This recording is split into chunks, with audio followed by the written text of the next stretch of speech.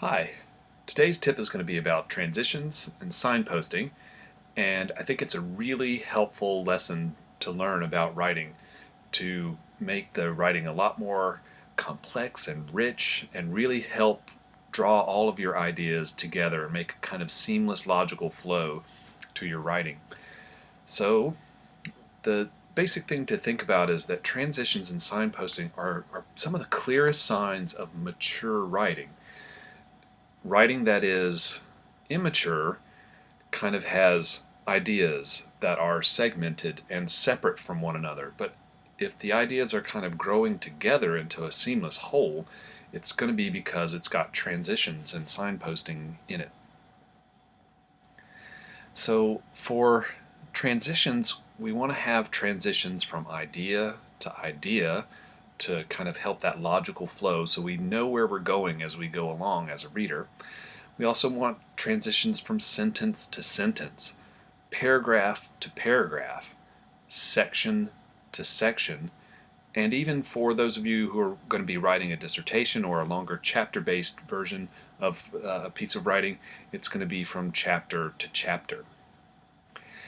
Transitions really kind of, as I say, show the logical flow of your ideas throughout the argument. So as you trace back through, you can see where the main idea starts and it kind of logically flows along a predetermined path. And it's you as the writer who are going to kind of give it that predetermined path and lead us as readers along the argument. So when we're thinking about transitions, there's a number of different relationships you can show to kind of help readers see where they're about to go or where they've been. One thing is similarity, so also, in the same way, just as, so too, likewise, those kinds of things. So you can show similarity. You can show exceptions and contrasts from one thing to another, but, however, on the contrary. You can show a sequence or an order, so first, second, third, next, finally, those kinds of words. You can show the passage of time, a kind of chronological relationship, so after, afterward, at last, before. You can show examples. For example, for instance, namely, specifically, to illustrate, there's lots of words that can kind of give you a notion of examples, and especially for people who are writing about qualitative research or even quantitative research for that matter, using lots of examples to illustrate your points is very important. Emphasis, so even, indeed, in fact, so you can kind of emphasize a particular point. You can show place or position of particular, especially if you're looking spatially. So if you're not just doing it across time, but looking spatially at something above, adjacent, below, those kinds of things. And of course, cause and effect, accordingly, consequently. Transition relationships can also show additional support or further evidence. And of course, at the end of sections or paragraphs, you can, or even a list of things, you can have a kind of conclusion or summary transitions, finally, in a word, in brief, to sum up, those kinds of things. In terms of signposting, it's a little bit like what you do when you're driving down the street. You'll have signs that are placed there by someone in the government, I suppose, that tells you what to expect as you're coming up ahead and to think about how you're actually driving.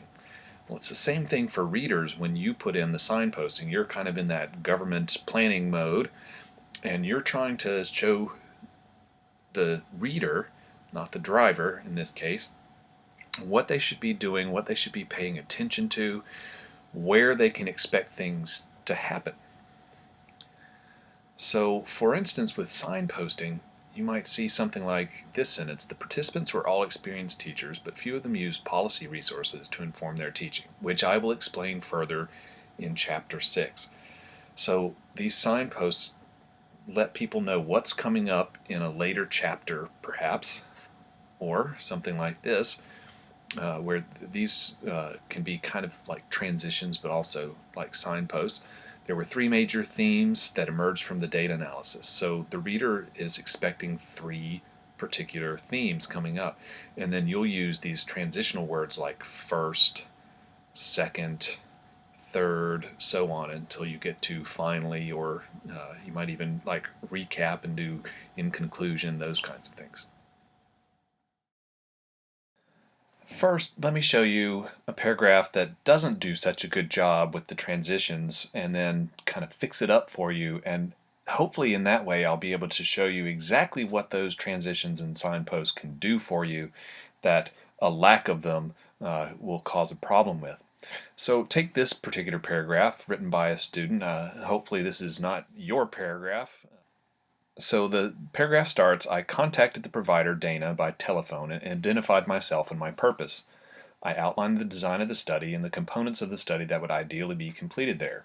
I explained to Dana that I had not sought Institutional Review Board approval because of the non-threatening format of the study, but would we be willing to do so if she so desired. Dana readily agreed to participate in the study without IRB approval and seemed excited about it. We exchanged contact information, and I suggested a time for the first observation, to which she had no objections. Now, this isn't a horrible paragraph. It certainly has kind of a logical flow to it, but the writing could be improved a great deal just by putting in some transitions. You might have kind of heard as you were reading along a very stilted kind of language. This happened, this happened, this happened, this happened, rather than kind of putting in a little bit of more flow to the paragraph just with a few different word choices. So here's how I've fixed it up, and I've put the new words in red. So one thing that I can do is actually take this and put a kind of chronological order to it. I first contacted the provider, Dana, by telephone and identified myself and my purpose.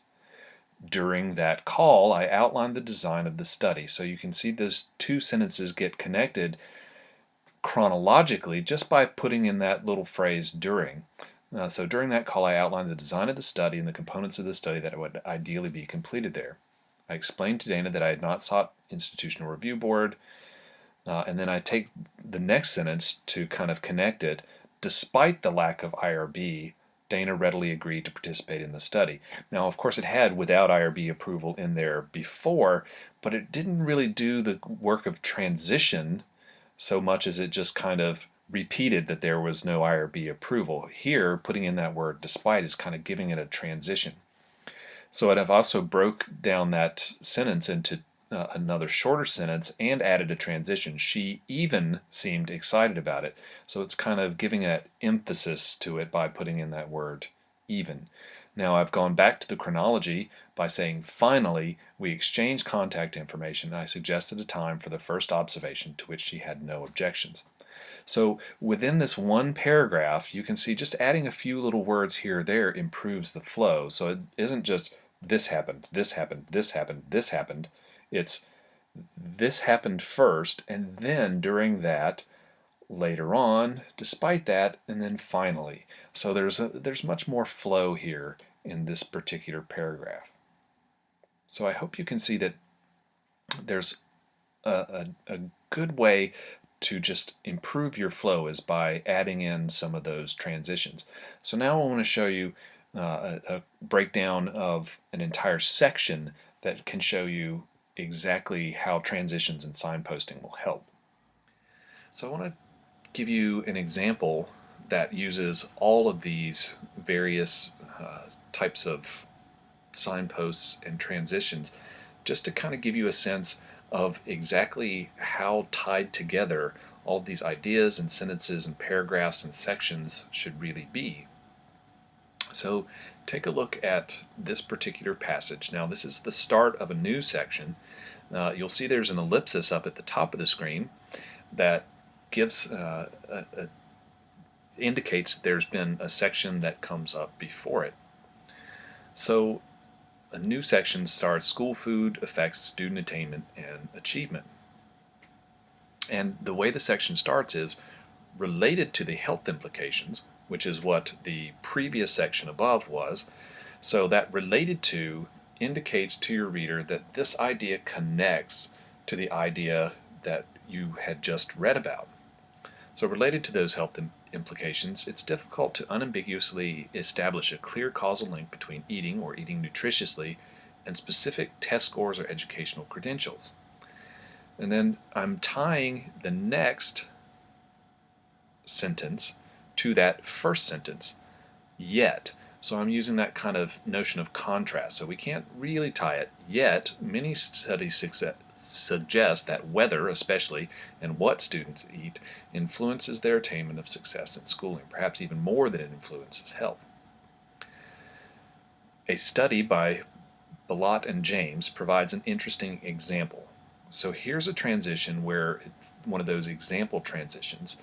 So you're connecting that first paragraph to the second paragraph by saying this second paragraph is going to be an example of the idea that I just had in the first paragraph. So it considers the impact of healthier food provision in Greenwich, England, the borough that participated in Jamie Oliver's campaign to replace processed food high in fat, salt, and sugar with scratch-prepared healthier meals.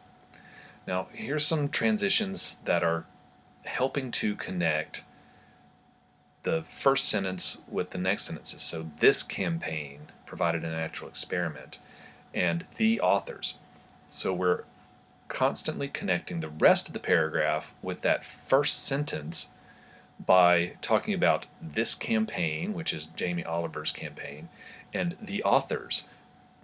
So Balot and James, that started that particular sentence. As we move to the next paragraph, we see other studies have shown that nutritional programs improve the behaviors that are associated with improved learning. So other studies is a good transition to the next paragraph because it refers to the paragraph before. So that's one study, Balot and James, but other studies. So you see we're connecting logically that second paragraph to the third. Now you'll also see here's an interesting way to transition using just sort of graphic elements. So I've taken behaviors and put it in italics, and that is suggesting that there's a contrast just from the italics. So the nutritional programs can actually make a difference in terms of like test scores and absenteeism, that kind of thing. But in this paragraph, I'm talking about studies that are about behaviors rather than the actual attainment of students. So the School Food Trust, for example, right, here's another example thing that connects the second sentence of the paragraph to the first.